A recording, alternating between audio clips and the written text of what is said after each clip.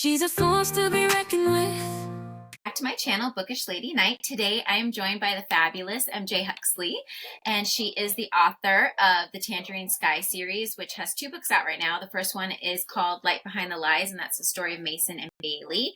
And then the second one just came out about 2 weeks ago, and I devoured it in like a day. And that one was Love Beyond the Illusion, and that's Jack and Piper's story. So thank you so much for joining me today. Thank you for inviting me. Yes, I loved both of your books. I fell in love with the first one. I'm also from Arizona, so the Tangerine Sky reference, and then all of the references you put in about Arizona, I was like, oh, it's home. So I loved reading the books. And they're great love stories. So you can definitely write a good love story. So Thank you. Today, I just wanted to ask you a little bit about you to get to know you better for fans and future fans, so they get to know behind the books, the author. So I'll go ahead and start. So what about writing? Does writing energize you, or does it make you tired or exhaust you? I would say writing energizes me. So writing is very therapeutic. When I get done writing a specific scene, I definitely get a little boost of, I would probably say, energy. Like I just get a little bit of energy, and I get excited, and I really get in the heads of my characters. And so I feel like that pulls a lot of my own emotions out. So in a way, I would say it's also freeing. That's awesome. That's really cool. That's good. It makes it easy to write then. You don't have those blocks to work with. So that's good. Yeah. I haven't experienced writer's block yet. You haven't? That's what I was going to ask you if you've ever had that. Yeah, not yet. I haven't. There's been times that I'm kind of unsure where the story is going, or if I had something in my mind that I wanted the story to go a specific direction, but it's just not matching like the characters or what their personalities seem to be. So I think that's the time that I've experienced, if I would classify it as writer's block. It's just kind of that, okay, so I want to go this way, but they're kind of going this way. So it's this, okay, how am I going to meet in the middle? So, Have you ever had a point where you're writing, and then all of a sudden you're like, okay, this doesn't work, and you're just deleting a bunch of stuff? I've heard some people say that they've deleted like thousands of words. Yes. Oh, yes. I have a whole folder. I use Google Drive for everything. And I have a whole folder just of scenes that I've taken out. And it's interesting because I took out the beginning scene of Love Beyond the Illusion. And when I sent it to my beta readers, that beginning chapter wasn't there. It was a different chapter.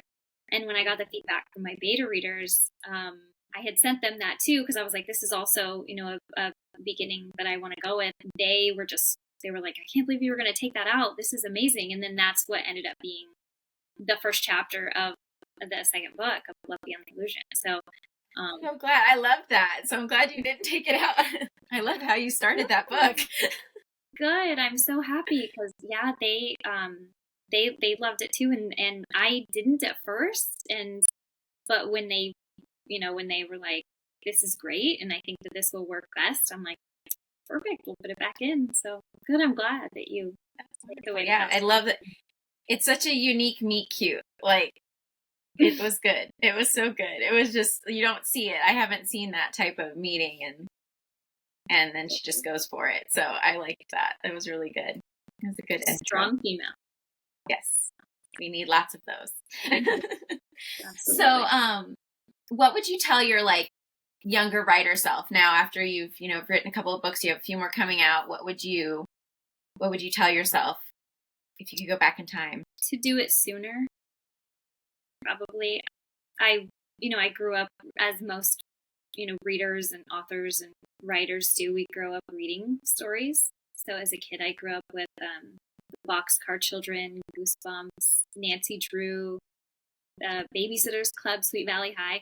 I could go on. Yep. But, and so, when I was a kid, that's what I always wanted to do. And then I went in a totally different direction. because as most of us know, imposter syndrome, even in high school, I would write short stories and, you kind of get in your own head and you think there's no way somebody's going to want to read this, or I'm definitely not, good enough, not thinking that it takes time, to develop. And I kind of put it aside and didn't really pursue it until I got older. And then I was kind of at the point in my life where I thought, I'm going to try this. So I think I would go back and say, don't be scared and just kind of do it and see what happens and have fun with it and do it sooner. Yeah, for sure. That's great. That's great. That's definitely the imposter syndrome. I think that's the hardest thing to get over, I would think. Absolutely. Yeah. Especially if you didn't do it as like your education or like your career, that you're like, why am I doing this? I don't have the credentials for it. Yeah. That is. And there's so many indie authors that are just like fabulous, that I'm so glad they didn't listen to that little voice and they decided to do it anyway. Just like you, like, I love your stories, so I'm glad that you didn't let that stop you. So yeah, some of my favorite romance authors are indie authors. Yeah. Most of mine are. There's a handful that aren't best-selling, like big box publication houses, but most of them are just like you, where I just found them and just fell in love with the characters and the way they wrote. So that's the way to go. Whichever, just not being scared. Yeah. So let's see here. Let me think. Let's figure out what's our next question. What is the most difficult thing for you about writing? Most difficult. Writing a scene when I'm not in the mood to write it. That's really tricky. I'm 100% I'm a mood reader. I always have been. So I will jump all the time. And so writing, I've noticed I'm a mood writer as well. And if I'm maybe not in the mood to write a specific scene, like if I'm having a day where I'm just feeling a little bit more emotional that day, or I'm just kind of, you're more somber, how like days sometimes you have like an upbeat day and you're excited and you have a ton of energy, but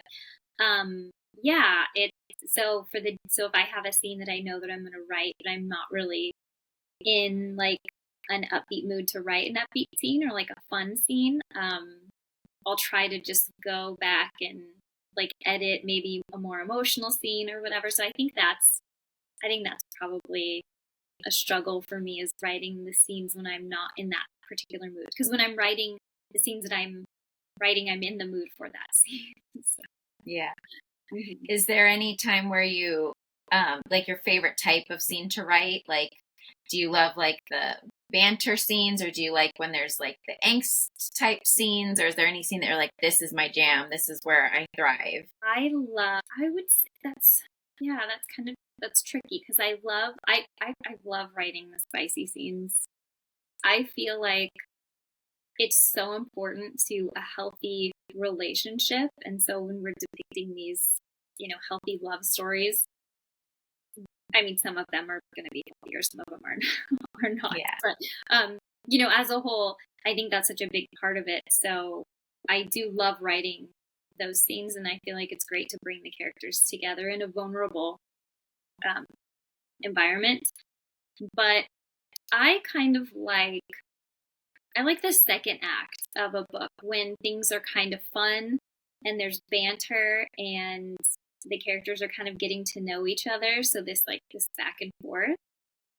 I would probably say that's probably my favorite part. That's your favorite part. So out of the two couples, who was your favorite writing? I know that's like picking a child. I've been told that before, but oh my gosh. Do you have a favorite? Oh my gosh, and then I just finished book 3. That one goes to the editor today. So now I have them in my mind, this new couple. So it's so hard to say, because I feel like each character is different and they have their own journeys. I loved writing Bailey in Light Behind the Lies. I felt like she went through a lot, and as a mom myself, I really connected with her and her just that feeling that she had to protect people and her loved ones, and that she kind of kept her heart to herself. And so, yeah, I don't know, it's so hard. But then I loved Piper and Jack and like their story and how I felt like their growth, both of them, was just incredible to put like on paper and just to kind of see that from start to finish of the book. I don't know if And Mason. I feel like Mason grew a lot. Yes. He grew so much in that book. Like, yes. a lot. He was so easy to write, and he came through like ready to go. I mean, I wrote him so easily. Bailey was harder to, like, she didn't want to let me in. Mason was just like right away. So that's good. Yeah, he was, but yeah, same. It's hard, right? Because like, you know, Mason was so much fun too, and the growth for him to go from one place to like this acceptance was incredible. So, yeah. I don't know. It's so hard. So I can't pick. So a little bit of everybody. Yes, for the different things. Right now, obviously Piper and Jack, because I am just getting off this high of writing them, and I miss them a lot. So I would probably say right at this moment, Piper and Jack, because they're just, you know, I just had to say goodbye. Yeah. So out of all the characters, who's most like you? Is it Bailey? I would say, I'm gonna say Bailey. I think her personality is very similar to mine, but like Piper has a side of me, and then the third book, Lena, she's like the more fun side of me. So I think each one of them have a little piece of me in them. But as far as as a mom, for Bailey, yeah. Do you find it hard to write being a mom and balancing writing and doing all of that you have to keep up with, because it's a lot? Yes, I do. It's definitely a balancing act. Because there's only a certain amount of time during the day, you know, that you can be a writer or an author or whoever you are as a person, and then you kind of put on the other hat of mom when they come home from school. And so yeah, and if a scene just comes to me, you know, as I'm making dinner or as I'm, you know, playing, or as we're at, because my son does golf lessons, so as like we're at golf, I usually always have my phone and I put the notes in there so I don't forget. But yeah, it's definitely balancing. But it's so exciting when he sees my books. He's too, I mean, he's young, so he like kind of understands that I'm writing. But then when he sees them, it's like really cool, because he's like, "Oh, you made this." I'm like, "Yeah, but awesome. I made it." So that's really cool. Wonderful. That's really, really awesome. So what inspires you for your characters or for your stories? Do you just have them from, you know, things in your past, or do they just come to you, or what's the background for that? I think some of them come from like my own, you know, like lived experiences. Bailey and Mason came to me on a flight. My husband and I were going to Las Vegas. And I remember like glancing around and like seeing the flight attendants and just being like, oh, like, wouldn't it be cute to have like a group of friends that were flight attendants? And they were all like completely different personalities, and but they ended up being best friends and supportive of each other. And so the first one for sure was Bailey and Mason. I knew that I wanted to do them first. And then as I was writing their story, the other three girls, like their personalities kind of started to come through. And so I would probably say they've all kind of come to me. That's really great. Yeah, I was wondering where I was like, I wonder maybe she did flight attendant, or a family member was a flight attendant, like, because usually you get an idea from somewhere. So that's really cool that you got it from a flight, and it was to Vegas, so you had to set up for the next book. Exactly. Yeah, it was. Well, and my husband and I when we first started dating, we were long distance, and so for a whole year, and so I commuted. I had a more flexible career at that time, so I was able to commute, and I would leave his house Monday morning, fly back to Arizona, and then go to work. And then I would spend the whole work week here and then get on a flight on Friday night after work and go to him for the weekend. So I spent a lot of time for a while back and forth on those like commuter flights back and forth between the airports, specifically two airports. And then he traveled with work. So then I started going where he was going. And so we spent a lot of the first couple of years of our relationship on these flights. And so I think that probably played into it as well. Yeah, sparked the inspiration. So have you always wanted to be a writer? I know you said you wrote short stories and stuff like that, but was it just like something you've always wanted to do, or just kind of it happened that was just the right time and it started to work? I think I always did. I just don't think that I had enough confidence in myself to do it.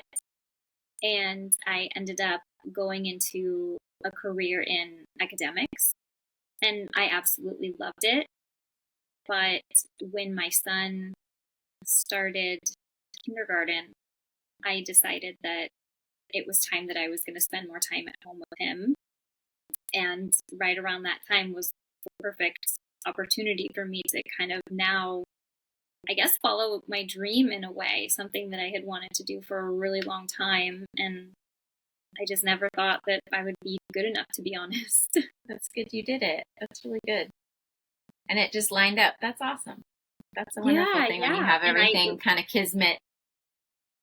Yes, yeah. And as soon as I sat down to start writing, it just came and came, and they just kept flowing and flowing. And so I kind of took that as like, okay, I had this in me. I just now need to do it and to put it into action. And so that's what's going on now, which is really kind of cool. And I'm so happy that I've done it because it's extremely fulfilling. Mm-hmm. I bet. That's wonderful. So you just said you're sending book 3 off today. So what are your future plans after this series is finished? So I have a couple ideas. So the 4th book is set to release in January. I was trying to do December because I wanted to be able to write and release the whole series within a year. But I think that was just for my own personal mental health. That was a little too aggressive. So I think it'll probably be January is when the last book comes out. But I have 2 projects. I have one book that I wrote a while ago, and I never really did anything with it. And so now I still am in love with that idea, and those characters have not left me, even, so long later. So my plan is to go back and kind of revamp that story and revisit that story and see if it's something that I could re-release. And that one's a romance as well, but it's a little bit of a twist in the romance. So that will be like a passion project. And then I have plans to start a 3-book series next. And will it be like contemporary, or are you trying a new genre? Contemporary, yeah. Yeah, I think, yeah. So the plan is to do another contemporary, but this one will kind of follow the same vibes as, like, a couple people have mentioned that these books give them like Sex and the City kind of vibes. Mm-hmm. And I didn't even think about that, and I thought, I could see that, and so it'll probably be those vibes with strong females and just their stories of love and how they find them. I have a couple things outlined and kind of drafted out, but we'll see. But I'm also a mood writer, so I could decide on this and then at the last minute the characters say something different. So yeah. Well, you just said outline, so that was my next question. What type of writer? Do you just write, like, because of the mood you write it, or do you outline and plan? Are you a planner? So everything else in my life, I am a planner. I love lists. I have 3 different calendars for 3 different parts of my life. I'm very much like tape A, organized like that. However, when it comes to writing, I just go based on emotions and mood, and I don't force anything, and I just kind of see where things go.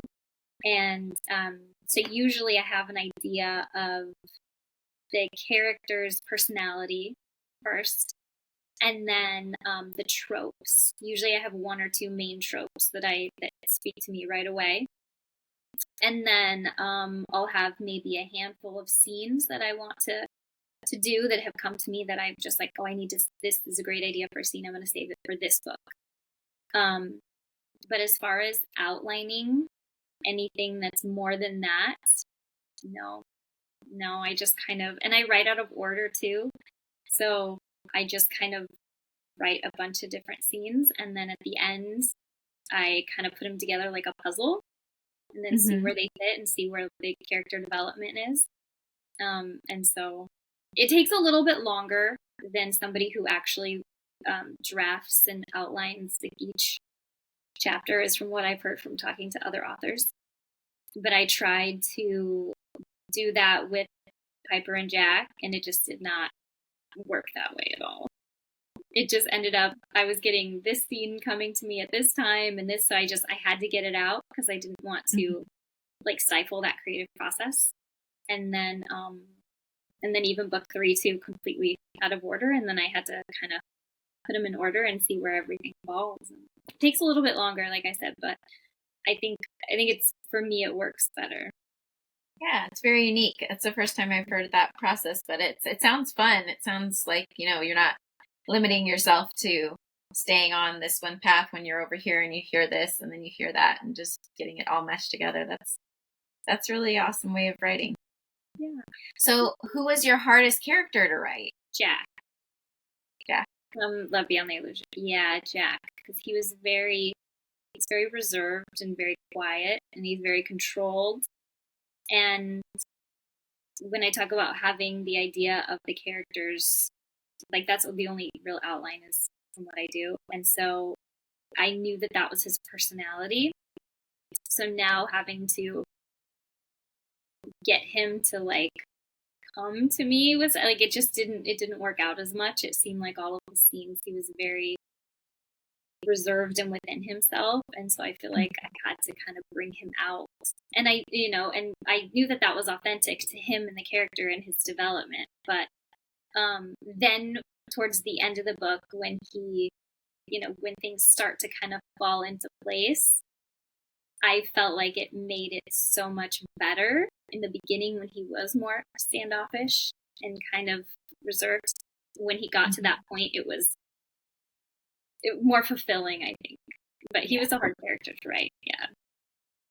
So out of all of your male characters, you probably have the other 2 mapped out, but we don't know about them yet. But like, who's your favorite book boyfriend?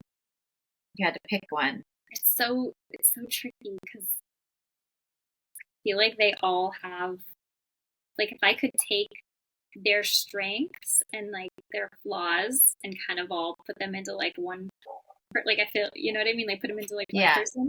I love how reserved Jack is. So I find that very refreshing sometimes, because I feel like as my personality, I'm very introverted. So, but I love how honest Mason is. And I love that he just is unapologetic about everything. So like, he brings out this other side of me that I appreciate that.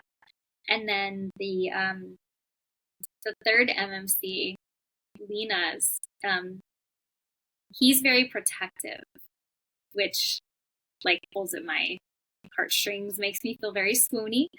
So, yeah, I'm going to say right now, the third one, Lena's MMC. Yeah, he's very protective, and he's also one that knows what he wants. He doesn't waver. And I love that strength. Great. So when are we going to have a chance to meet him? When does that book you anticipate releasing? I'm so excited about this one. Is it September? September. Yeah, so I'm pushing like the middle of September, I think, right now. But we'll see. It'll for sure be in September. I'm just not 100% sure if it's going to be in the beginning of September, or I'm sorry, the middle of September, or towards the end of September. But in my newsletter, I sent out the tropes, the 2 or 3 of the tropes, which I've been teasing a little bit here and there. But I'm excited about this one because just like I feel like Mason's character in the first book, like he was so clear, and I had absolutely no trouble with him. He came ready to go. And that's how Lena has been. Like, she has been talking to me since the first book. So her character was incredible to write, and I feel like everyone's going to absolutely love her because she's same way. She's just very bold, very strong, and she also is same unapologetic. She's just like, I am who I am, and I love that. And so she's been really easy to write, and I'm excited for everybody to read her story because she kind of I like her little snippets. I like the snippets she's been in, like where we see just little bits of her here and there. She's a good character, so it'll be nice to see her full story and the background for her. I was excited to finally sit down and write her because I wanted to write her second, but I don't know, it just didn't feel like her time yet. Yeah. So this one, it feels like her time right now, and it was so much fun. She's a blast. Yeah. What's the biggest lesson you think you've learned on your writing journey? To say some people are going to love your art, and some people might not love your art, and that's okay. And I think that's, as I've spoken to other authors as well that have been doing this a lot longer, they've all kind of said that that's something similar, is that you kind of have to write for yourself and write the books that you want to read, and then the readers that that vibe with your book, your writing style, your characters kind of will find you. And that has been, I've actually got that advice from someone else, and I think that that's been very important to keep that in mind, is that it's important to write the books that we want to write, or that we want to read ourselves. Yeah. Mm-hmm. Yeah, that's really great. So what is your favorite trope? Oh my, I would probably say all my favorite tropes I'm writing in these 4 books. So I'm going to say Brother's Best Friend. I love forbidden love. If I could just write my next series just focusing on forbidden love, I think I could do it. Just different forms of it. I would just love that. There's several. You could totally do that. We'll see. But I love, Brother's Best Friend, forbidden love. I haven't read a whole lot of age gap. I've read probably a handful. Reverse age gap as well. So, but that has been, that's another one that I absolutely love. And then forced proximity. I feel like sparks always fly when people are forced to come together in close quarters, because then you're kind of forced to get to know someone else, and I feel like that's great for the characters and great for the readers, because we can kind of see that. And I think that's very I think that's a good picture of what real life is like as well, and I think that's important. Mm-hmm. So who are some authors that you love to read and inspire you when you're maybe in a point where you're kind of need a little bit of inspiration? I absolutely love reading dark romance. And at some point I would love to write a dark romance. I don't know if I'm at that, like, I don't have enough faith in myself and confidence in myself to be able to write something like that at this point. But I would love to go into that genre at some point in the future. But I love Chantal Tessier, and I love Penelope Douglas. And then contemporary, Ali Hazelwood, Christina Loren. I'm gonna just go with those two, like, because those are both kind of some contemporary romance. Other ones are. I love Lucy Score as well. I think her books are great. She has some good books, for sure. And then I have some other authors that I love that I've connected with, that I've read their books that have been great. So when you're writing, do you set a time, like you were talking about your kids at school? So is that like your writing time, or do you do like, I'm going to write for 15 minutes a day, or I'm going to write for an hour a day, or do you have like a schedule that you stick with? Usually when like during the school hours is when I'll write. And I try to save Mondays for like admin kind of stuff. And then the rest of the week, I'll usually try to write between those chunks. But I do have, as so many of us do, I have trouble focusing. And, people like to say, oh, my ADHD, my ADD kicks in. I sit by the window. And so sometimes when I'm writing, I'll be like, oh, there's a bird outside. Oh, he's so cute. And then like I get distracted because then I see a butterfly. And so what I've noticed works for me are writing sprints. So I'll do like 20 minutes. I can do 20 to 25 minutes is what my mind can do. And then I'll get up and I'll give myself time to like get tea or get a coffee or like answer an email, or scroll through social media. And then I'll set the timer again and do another. Great. So since you brought up animals, I'm going to ask you, some people are like, this is a weird question, but it's fun. It's a fun question.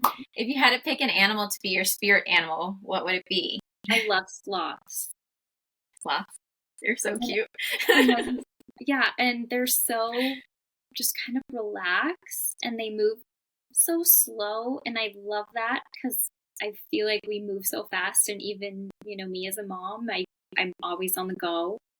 And yeah, I'm going to say sloth or a cat. I'm a cat person. I love dogs. Me too. I've always been a cat person. I am totally a cat person. Yeah. Very much so. So what do you think makes a great story? Like in your opinion, when you're looking at books and choosing them, what grabs your attention? Like what you think makes a great story? I love to read stories that depict real life problems, real life concerns, real life issues.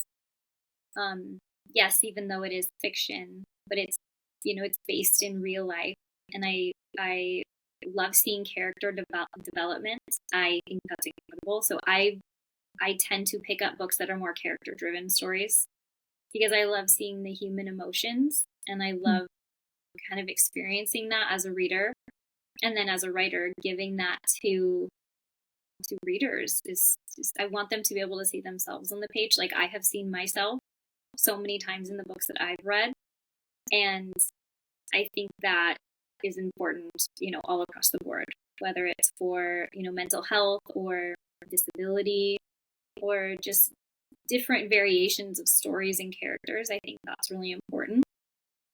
And, yeah, I'm going to say just being able to see myself on the pages or where a character is going through something that I know myself that I have been through, and I can feel those emotions. That's really important for me, especially when I am reading. I want to know that the characters are relatable. Great. That's wonderful. Well, if you have not read her series, please pick it up. It's a great series. You'll not be disappointed. You will definitely be doing the one more chapter late into the night with these books. They are great. And I'm looking forward to the September and January release of the last two books and future books you have planned. I really enjoy reading and writing, so I will be a fan for years to come. And I want to thank you for joining me today and letting us get to know you better. And again, just please check these books out. You won't be disappointed. Thank you so much, Catherine. I appreciate it. And I appreciate your support. Of course. I am a big supporter of indie authors. I have a small business, so I know how it's a struggle when you're doing it all on your own. So I like to always support the ones that are doing it alone because it's definitely a hard road to go down. Absolutely. Thank you so much. Well, please like and subscribe and share this with your book besties so that they can find some new books to add to their growing TBR. And I will see you next time. Bye-bye for now.